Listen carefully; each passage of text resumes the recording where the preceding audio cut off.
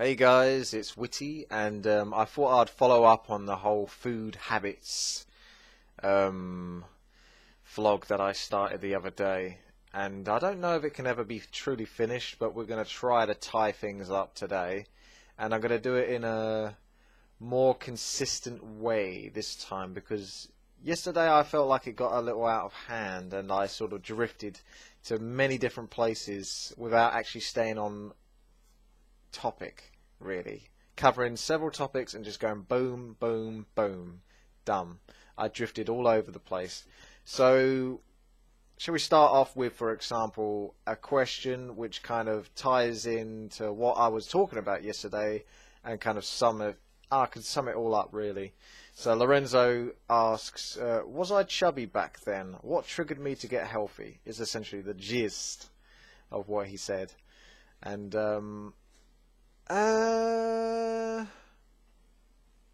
yes, I guess I was chubby back then, but it's difficult. In fact, this gives... Where's my, This'll do. These are my trousers I wear to work, and this'll help me answer the question, actually. Now, I've had this belt for a very long time, basically back when I first started working practically, and it's nothing fancy or anything, but here you will see a load of holes. Now bear in mind, that's the hole for if you're really bloated and fat, and this is the hole for if you're super skinny, as in the holes actually naturally stop here, right? And this is a self-made hole by myself, using like scissors or whatever it was at the time. Probably was scissors, literally pointing them towards me, going to stab into the thing. Yes, health and safety. And I made 1, 2, 3. And back in the day, Illidan style. Okay. Back in the day, I can fit into that one, and it would be comfortable.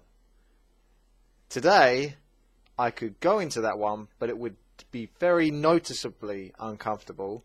This one would be noticeable, doable, and this one's got some slack. So I've actually worked my way back to these original holes that I created a long time ago, because when I bought this belt, this was too slack on me, and it still is today now. But between the time where I bought this belt and today, I've been fluctuating up and down this belt, and there's been a lot of back and forth going on, and the aim is to get back to the slimmest I've been, simply because I was that slim, and by my logic, if I can get that slim, I can get that slim again. If I've been that slim, I can get that slim again, and I will do it. Now, don't worry, it's not dangerous or anything like that. I think I'll look it up actually quickly. But if you wanna I think I've looked it up slightly wrong. I put the wrong. That's why. Okay, let me do this. Sorry, this is a little bit of self-commentary, but body type. I might have to just. Okay, there we go.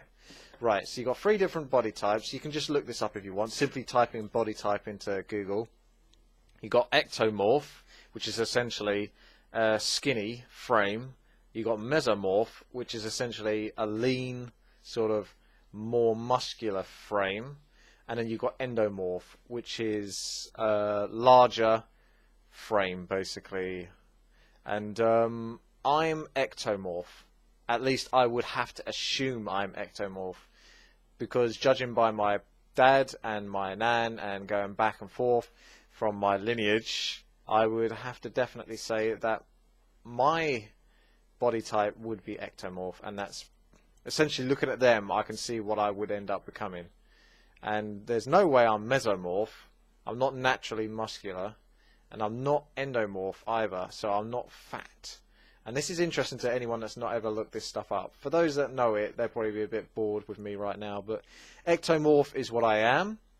And put it this way, I've been fat before, but when an ectomorph, or at least myself, definitely myself, I can speak for myself in this case, gets fat, it looks very wrong. Bad. Really bad. It's like a pregnant person, basically. Because I've still got really skinny arms, pretty damn skinny chicken legs, but a sort of skinny sort of like chest, pectoral area, but the stomach is bloated and sticking out. It looks quite hideous, to be quite frank, and I've never been pleased with that. So that is one of the huge reasons, amongst many, of why I am so determined to be as fit and healthy as I can possibly be, is simply because I cannot stand to look at myself that way. It's merely just a personal preference. If other people wish to live their lives that way, I've got no qualms with it whatsoever. You do as you want to do. You get what you want from life. And for me personally, that's not what I want. I want to be as skinny and muscular as possible. So essentially, I'm under 10 stone. I don't know if I mentioned that yesterday. It's taken me a long time to get back to that weight, so don't have a go at me. But I originally was under 10 stone at one point, probably when I was on this belt. And I've always wanted to be that slim. And I don't want to be much heavier than that. And the only weight that I want to put on that puts me over 10 stone would be pure muscle. So basically I want to be as skinny as I can be, strange as that might sound to some people, but as muscular as I can be whilst being as skinny as I can be. I have no interest in being hench, you know, huge or anything like that. I just want every sort of muscle to sort of show. Now, to give you, I guess, I don't know, someone else might have, what triggered you to get healthy? Okay, this is answering this bit as well. Basically, little things, just being healthy in general, made me happy. Over the years, as I told you in the last video, I've lived months, perhaps even years, in just eating terribly, not looking after myself, doing zero exercise, and then I've had years where I've gone too far, and I'm not joking, I've gone too far. I've measured everything I was eating, like the weight of everything. That was obsessive, and I can admit that. I went way too far with that. I used to make graphs, Excel, used to use that. I have I'm not going to bring them up because I'm just not going to do it. But I still have records of, like, you know, how much I weighed per day and how much I ate per day and how many calories and stuff like that. It got well and truly out of control. So that is like, I have been total opposite ends of the spectrum, where I've just totally been absolutely not given a damn, done what I wanted, ate what I wanted, did zero exercise, and I have just gone like super exercise. I used to run God knows how many miles or kilometers on the treadmill every day. I would make sure that I went 5 to 6 days a week, regardless of how I was feeling, and eat basically perfectly. And I can tell you that neither of those are the right solution. Now, you might want to aim a bit more towards this one, where you're doing more of the exercise and eating healthy and sort of keeping an eye on your food. But that's it. You're keeping an eye on what you're eating. It's that moderation thing coming in again. You're sort of like balancing healthy living. So healthy living is exercise and it's eating well. But it's not to the point where you are mentally exhausting yourself with this burden of trying to be perfect. That's never going to work. You're just going to do yourself damage, more damage that way. And this has been going over the course of 10 years, and I've lived both ends of the spectrum variously. And at the moment, as the years go by, I feel like I get smarter. I hope I do. And wiser, I think, is a better term to use. And I've learnt a lot from my time, and I'm going back towards that spectrum, but not as psychotic as before. So I'm going to be healthier, eat better, but I'm not going to go too far with it and measure myself every single day and measure what I eat. I'm just going to use experience, and that's it. It takes, like I say, it takes years to learn this sort of stuff and just get acquainted to it. And you got to you've got to experience it essentially in order to understand it. You can't go full out into super healthy mode or super fat mode. You know, it's never going to do you any good. You need to learn how to control it, and you need to balance that. So, going quickly, because I've just chatted quite a way on that, but we're covering smaller topics. I'm not sure if I'm going to talk about food every day, probably not. I might bring this up further down the line, another week or so, but we'll try to keep different topics, but we're trying to tie this up. And if I go into food habits, for example, protein and veg is essentially what I'm going for. Pure protein, veg, minimal carbohydrates. Now, that's not some sort of super diet or anything like that. It's just generally what I aim for. So if I'm going, for example, I'd have chicken and I'd have peas. And to be honest, I'd be quite frankly happy just eating only that. But if I wanted to throw in some carbs, I could put in some brown bread or something like that. But I'd almost definitely not even bother. This is just me personally. I'm not saying it's exactly what you should be doing, so don't use my food habits exactly, because I still haven't mastered it. Like I say, I'm still learning. This is a very long learning period, but I feel like I'm getting better. So essentially you're aiming for protein and veg. We've got like a pyramid guide here. There's fats, oils and sweets. Use sparingly. Basically I use none of those whatsoever, except you could argue that there are certain healthy fats and oils, but those really need to be researched and used very sparingly, as it suggests. Otherwise you're going to do yourself too much damage, but I'm not too wise when it comes to fats and oils, so I just avoid those generally. There's milk, yogurt and cheese. It says 2 to 3 serves. I just kind of try to avoid dairy these days. I honestly can't see much benefit from dairy.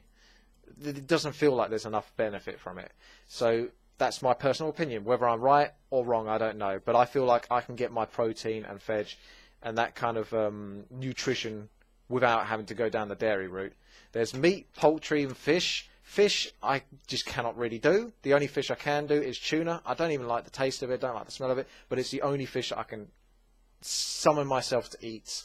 And the other day I tried to do smoked salmon in a... No, it wasn't smoked salmon, it's just salmon in a tin. And that would almost make me throw up, because I squash it down to sort of get out all the brine and the juices, and it just... Oh, fish guts went everywhere.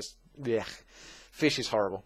But tuna, very, very good. It's sick good. If you're going to eat anything, eat tuna. It's like 26 grams protein and nothing else. It's just pure protein in a can. Meat, poultry, fish, dry beans. Again, that's another area I haven't really experienced or learnt that much about, but it's potential. Eggs, not so much. Going back into dairy. Not too worried about that whole eggs area. It's still a dodgy area. It's been a dodgy area for decades. Nuts. Healthy nuts. There are many healthy nuts out there. Look them up. Again, you need to research these, but don't be... Your nuts could be, for example, the carbohydrates, so you still get some healthy fats from nuts. There's a lot of carbs, there's a lot of fats, but you're going to get much more healthy fats from those nuts. So look into those, but generally they're the more plain, less tasty nuts. Oh, I've got to stop talking about nuts, that sounds bad. Vegetables, get loads of them, fill an entire plate with them. You can't really go too far wrong with vegetables. Fruit, you want a lot of fruit, but you want to make sure you're getting a healthy balance of fruit. Don't eat like all of your fruit servings in one meal. Spread it out throughout the day, because it's a lot of sugar, and you don't really want to shove that much sugar in your body at one time, because it's not going to be too good. Wow, okay, there's one little other thing I've got to cover. I've got like a minute to cover it, and basically I could go into this in quite a lot of detail, but basically what helps me eat healthy? Okay, let's answer this for you. For example, if I ate that chicken and that peas, I'd be quite satisfied with that, but if I wanted to treat myself a little bit, I'm always going to have one piece of dark chocolate. And this is a 95% dark chocolate. I've actually got used to the taste. It wasn't nice to begin with, but you've got to give yourself 2 to 3 weeks. If you eat something for 2 to 3 weeks, you will actually acclimatise to the taste for the most part. So always have like one piece of dark chocolate to treat yourself, get rid of that horrible taste of anything nasty like tuna or whatever that you previously ate. If you can't eat the tuna, for example, by itself, just literally take a few crisps of your favourite crisps, salt and vinegar, whatever it is that's got packs of flavour. Crisps are terrible for you. Do not eat many crisps. Literally just take a few and eat as much tuna as you can, and then in between those bits sort of like eat just a tiny bit of a crisp just to get the flavour coming in. Anyway, I've got to cut it off. I'll see you later. Thanks for watching. Please subscribe, like and comment. Take care.